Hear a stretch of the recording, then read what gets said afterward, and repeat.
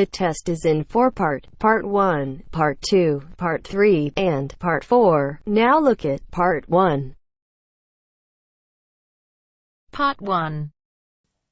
You will hear Kevin Brown asking for information about renting an apartment through an agency.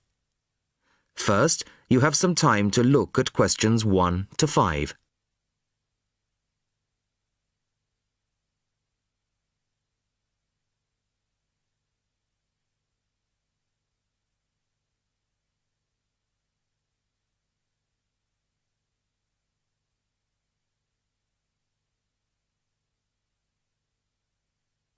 Now the test will begin.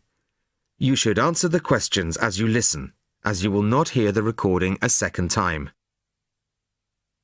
Listen carefully to the first part of the conversation and answer questions 1 to 5.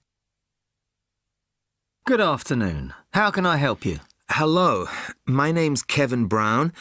I saw your advertisement in today's local paper, apartments to let in all areas of the city. Yes, Mr. Brown. We currently have several properties available. What part of the city were you thinking of? Well, city centre ideally. OK. And what price range are you interested in? I don't really know. What have you got? Well, prices start at £400 a month, going up to £1,000 a month. OK. And what's the difference? What does the price depend on? Well, the number of bedrooms mainly. Uh-huh. The cheaper apartments have 1 bedroom, while the most expensive have 3 or 4 bedrooms. OK. 2 bedrooms would be nice. So I'll say 2 bedrooms up to £600 a month. Mm-hmm. Do you have anything like that? Right, sir. We have... just give me a moment, please. Mm-hmm. We have 2 properties that might interest you. One is in North Street. It's a very nice apartment, but it's £750 a month. But that includes a private parking space. £750. That's a bit higher than I'd like to go, really. Do you have anything less expensive? Yes. We have another one at £625 a month. £625? Mm-hmm. All right, that sounds interesting. Where is it? It's in Cornell Road, at number 12B. I don't know that. How do you spell it? It's Cornell. It's near the park. I've never heard of it, but I'm sure I'll be able to find it on a map. Before you hear the rest of the conversation, you have some time to look at questions 6 to 10.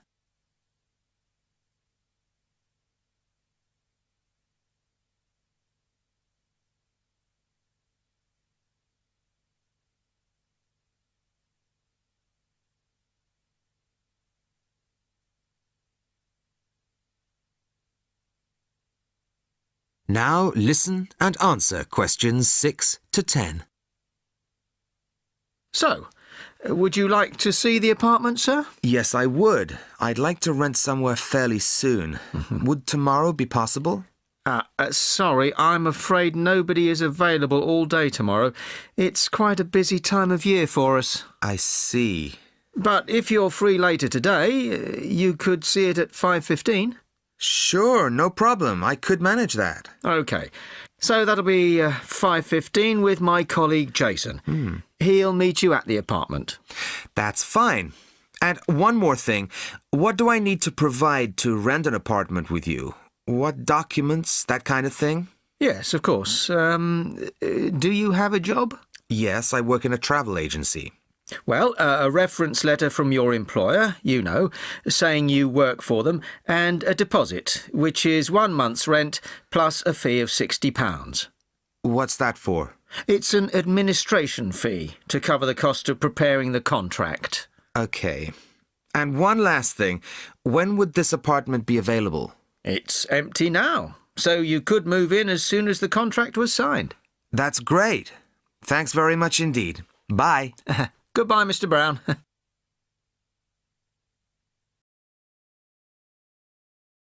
That is the end of Part 1. You now have half a minute to check your answers.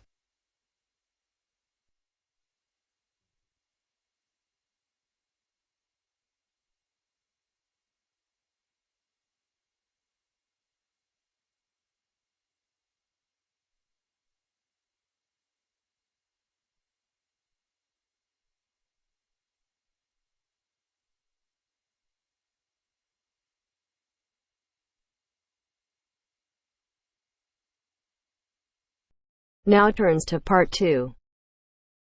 Part 2. You will hear a conversation between a senior librarian and a woman interested in working at the library. First, you have some time to look at questions 11 to 17.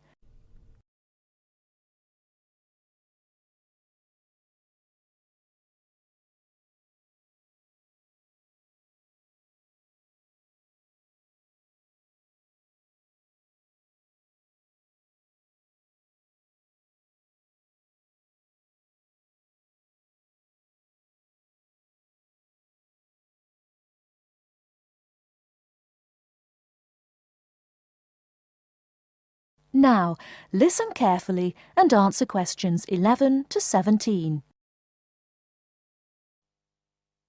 I'm interested in doing some work for the library. Are you the person to speak to? Yes. Right. Well, what sort of work are you interested in? Well, I've just come to live here in Australia. I don't want a full-time job until my children have settled down, but I really need to get out of the house a bit. And I heard you need voluntary workers for various projects. Right. But I don't know if I have the right skills. Well, we do provide training. Oh! We always include an orientation to the library, together with emergency procedures. That's fire regulations, emergency exits, first aid so you can cope with accidents or sudden illness. Things like that which are necessary for anyone who's working with the public. Then we give specialist training for particular projects, like using our database system. I do have quite good computer skills, in fact. Oh, great. Is there any sort of dress requirement? Well, all staff have to wear a name badge, so they can be identified if they go outside the staff-only areas. But apart from that, there aren't many regulations. We ask you to sign in and sign out for insurance purposes, but that's all. How about transport? Do you live locally? Well, not too far away. I'm at Porpoise Beach. My husband needs a car during the day, but it's only about 20 minutes on the bus.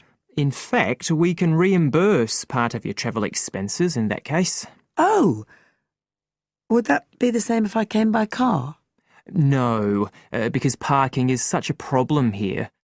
One thing we are looking for, though, is someone who can drive a minibus.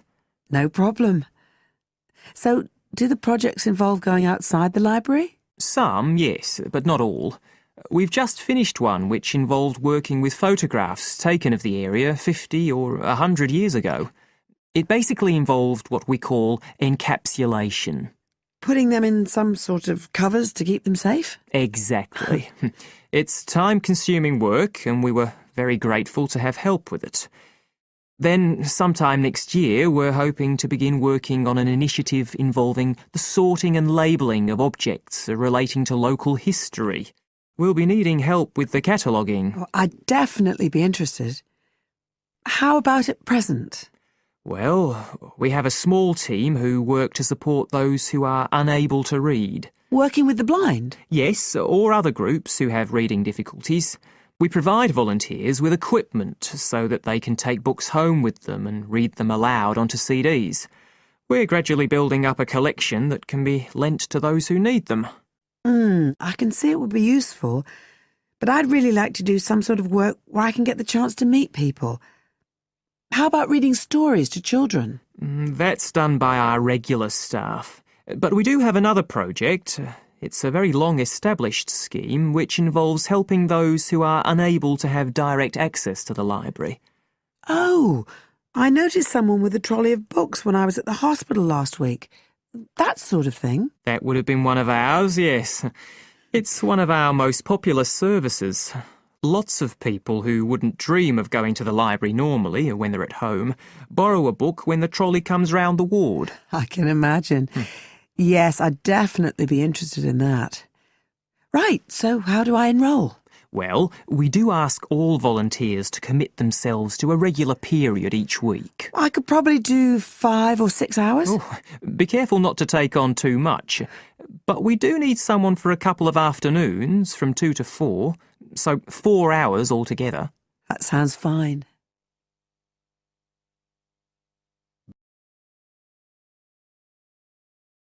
Before you hear the rest of the talk, you have some time to look at questions 18 to 20.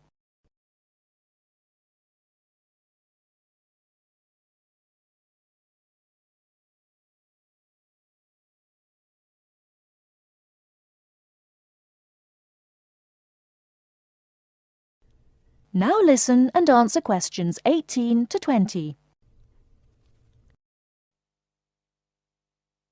Right, so here's the application form.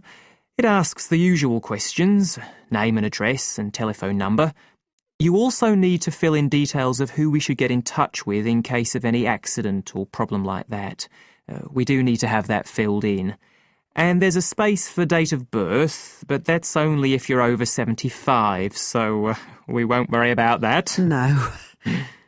Oh, it asks for qualifications. Do I need to provide certificates? They're not necessary. We'll need the names of 2 referees, not relatives or family members, obviously. What else? Signature of parent or guardian. That won't be necessary, as I assume you're over 18. Yes.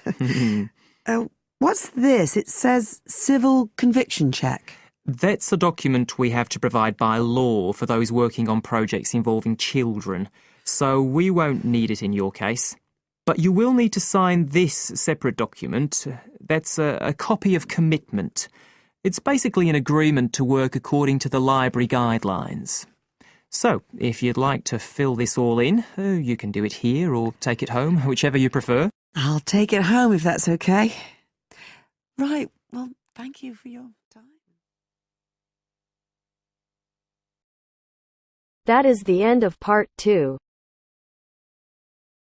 You now have half a minute to check your answers.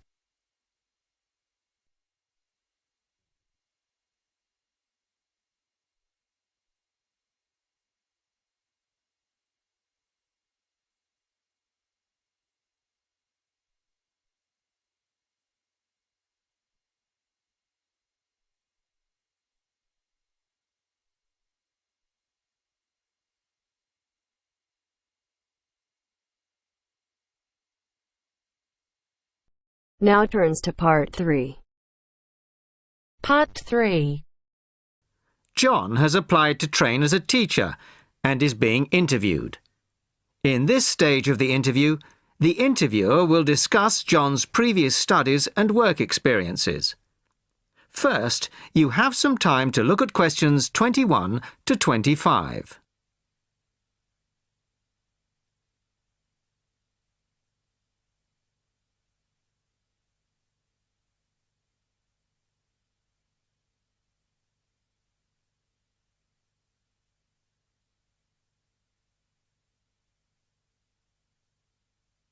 Listen carefully to the first part of the conversation and answer questions 21 to 25. Hello, come in and take a seat. You are John Evans? Yes, I am. Well, as I'm sure you're aware, the purpose of this part of the interview is to go over your CV and talk a little further about your previous studies and experiences. Yes. So, your first degree was in French, of course? Yes, with a minor in film studies. An interesting combination. Mostly French films, presumably? Well, European cinema in general, but with a bias towards French cinema. Ah, and your degree took 4 years? Yes. In the 3rd year, I was an exchange student at Bruges University in Belgium. I was there for a full academic year, 9 months. Right. Well, you graduated 2 years ago, and then you took some time out, as it were. Yes, I spent 6 months as a volunteer working on restoring historic buildings in France. Oh. Was that with a well-known organisation? They're called Restoration Vacations here, but they operate under different names in several countries. I think they're quite well known. So, it was a 6-month vacation, really? No, I went for a week, but really liked it, and I got asked to stay on as a translator. Because I could speak French quite well, it was my job to liaise between the owners of the buildings and the English-speaking volunteers. That must have been a very enjoyable experience. Before you hear the rest of the conversation, you have some time to look at questions 26 to 30.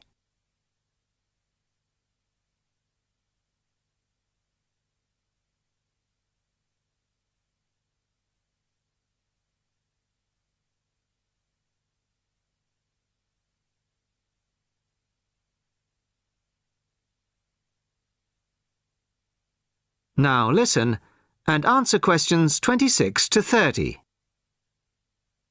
Well, it was certainly a very enjoyable experience to begin with, but after the first 3 months or so, I actually got a bit bored. I was talking about the same things every day. Bricks, cement, window frames, that kind of thing. It wasn't really stretching my French.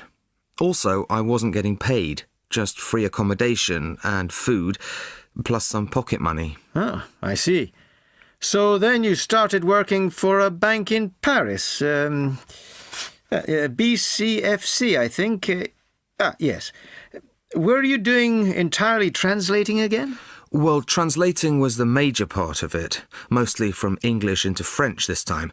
Official documents, letters, that kind of thing. Much more challenging. But I was also in charge of coordinating the translation work going on in the bank's offices in Switzerland, Belgium and other parts of France. What did that involve? It was simple, really. I just had to keep track of what had been translated in each office. To save wasting time having the same document translated twice in different offices. So, you stayed there for a year and a half, and then you left. Why was that? Simple. To apply for this course. I see. Why give up a secure job in Paris to train as a teacher here? I've always imagined that I'd be a teacher, really. I loved being in Paris, but I wouldn't want to spend the rest of my life working for a bank. Do you think your experiences in France will help you as a teacher of French? It certainly helped my French, and my experiences certainly gave me a much better understanding of French culture.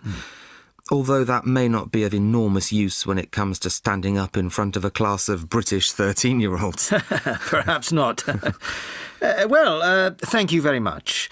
The next stage of the interview will be conducted by my colleague in room 207. That is the end of part 3. You now have half a minute to check your answers.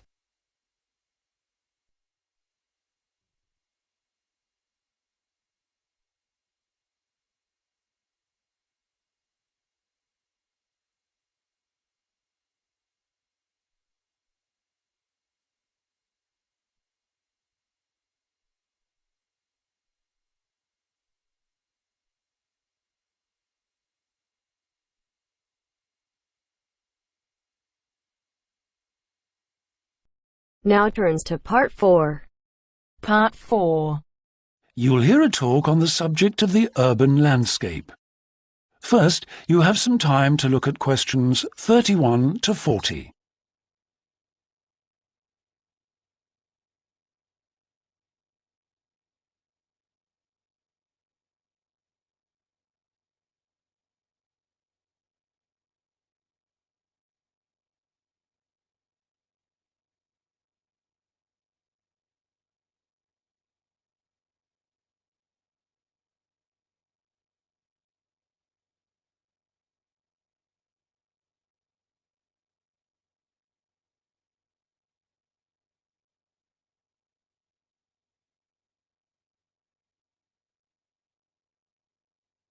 Now listen carefully and answer questions 31 to 40.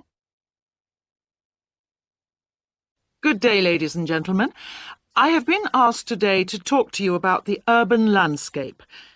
There are two major areas that I will focus on in my talk: how vegetation can have a significant effect on urban climate, and how we can better plan our cities using trees to provide a more comfortable environment for us to live in. Trees can have a significant impact on our cities. They can make a city as a whole a bit less windy, or a bit more windy if that's what you want. They can make it a bit cooler if it's a hot summer day in an Australian city, or they can make it a bit more humid if it's a dry inland city. On the local scale, that is in particular areas within the city, trees can make the local area more shady, cooler, more humid and much less windy. In fact, trees, and planting of various kinds, can be used to make city streets actually less dangerous in particular areas. How do trees do all that, you ask? Well, the main difference between a tree and a building is a tree has got an internal mechanism to keep the temperature regulated. It evaporates water through its leaves, and that means that the temperature of the leaves is never very far from our own body temperature. The temperature of a building surface on a hot sunny day can easily be 20 degrees more than our temperature. Trees, on the other hand, remain cooler than buildings because they sweat. This means that they can humidify the air and cool it, a property which can be exploited to improve the local climate.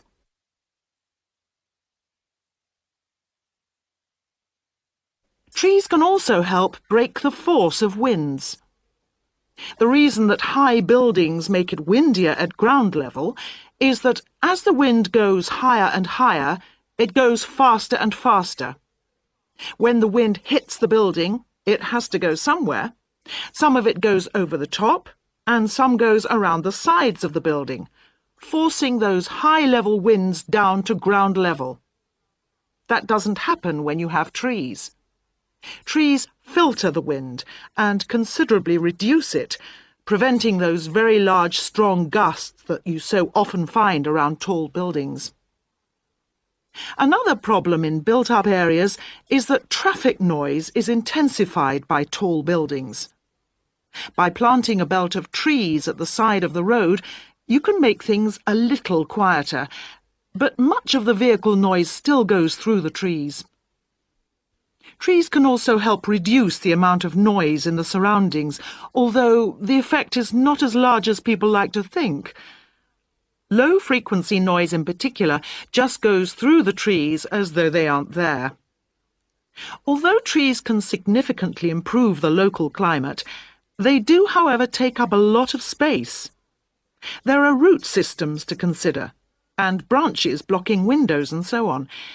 It may therefore be difficult to fit trees into the local landscape.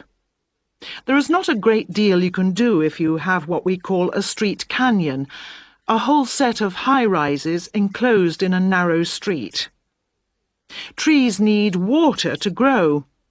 They also need some sunlight to grow, and you need room to put them. If you have the chance of knocking buildings down and replacing them, then suddenly you can start looking at different ways to design the streets and to introduce tree planting. That is the end of part 4. You now have half a minute to check your answers.